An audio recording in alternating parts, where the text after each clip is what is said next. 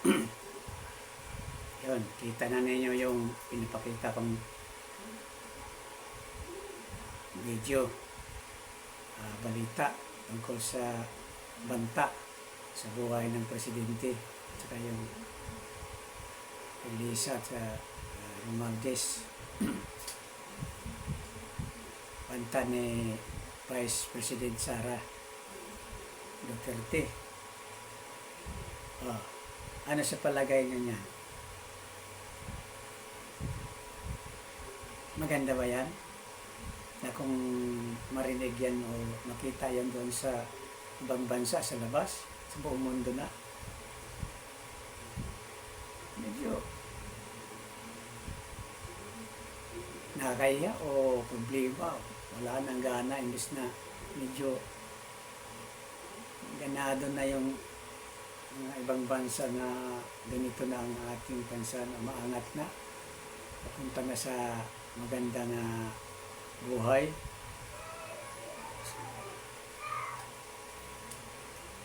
Siguro parang technique din to, pinapainit lang yung puwet ng mga Duterte sa ng China. Tuloy-tuloy yung mga ginagawa para maibaba yung kredibilidad ano ba yung tawag? Credit ng ating presidente. Kredito.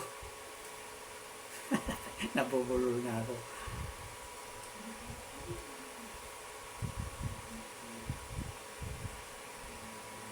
Mga investor, ganahan sa punta dito pag negosyo. Maglatag ng kapital nila dito sa atin. Ayan ko kung mapalamig ito, matapos lang itong eleksyon. Kasi eleksyon na kasi, mainit na. May mga manok na si Sara, may manok din si Marcos, Presidente, Vice President. Wala pang kampanya yan ha. Siguro, pagdating ng kampanya, proclamation rally, halimbawa gano'n. Sino, ipaproklamar yung mga kandidato. Natapos na ba yung proclamation rally? Wala pa ata. Tapos na. Parang tapos na. Kasi nag-presenta na sila. Ngayon sa mga na lang, sa lokal, sa mga probinsya. Yun doon, mainitan na naman yan. Doon sa Mindanao, may mga patayan na naman yan, mga ambos-ambos. Ambos me. Uusuman natin yan. Para mababa yung sila-sila lang talaga.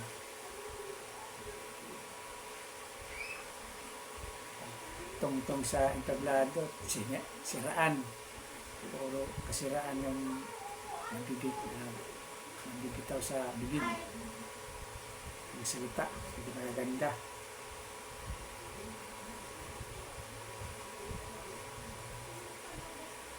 Kaya, sa tingin ko hindi magandang eleksyon na to. Hanggang sa presidential election sa 28. Kasi ito ang bis 25. Dito nagmula yung away ng presidente at saka vice president.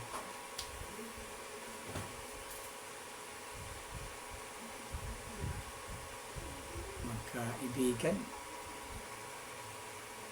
nagkaaway na. Diba?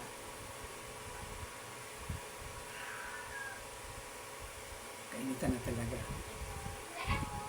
Mayroon na akong nabasa sa isa sa mga vlogger doon sa YouTube.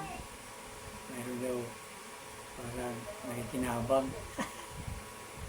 May magplano na mag-presidente rin. Si Senator Rafael Tulfo ata yun. Plano na mag-presidente sa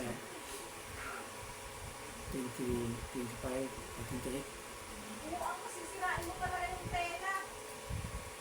Kaya ito ngayon,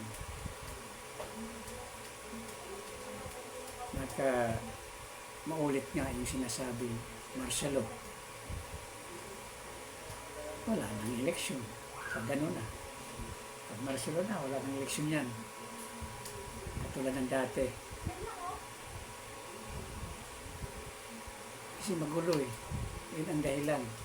Yun ang dadahilan sa presidente na ipoklamar ang martial law para sumpuin yung mga element. Ganito na. Wala nang eleksyon. Lalabas na. Wala ng Senado. Katulad ng dati rin. Sistema. Walang Senado. Kongreso na lang. Ibahin na lang pangalan. So, dati, interim pataas ang pambansa. Pero yun na, ang congressman. Ang congressman. Interim pambata. Interim pataas ang pambansa.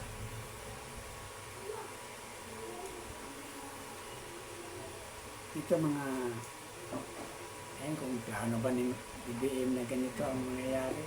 Pero sigurado, ito ay banggaan talaga. Sigurado away talaga ito. Personala na. Mga Marcos at saka Duterte.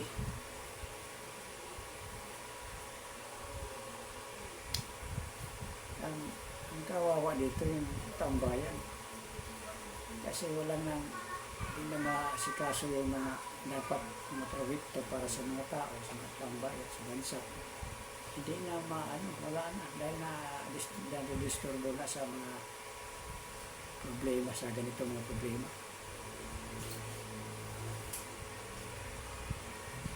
Siguro ma-realize lang yan pagkasunod na eleksyon. Pero tapos na yung annual budget na uubos na. Wala nang klaro. Hintay na naman sa sunod na kung sino ang maupo na presidente. Wala pa namang presidensyal. Sunod na taon na budget. Kasi itong taon na to, ang budget na to, wala'y klaro. Dahil mayroong eleksyon nga.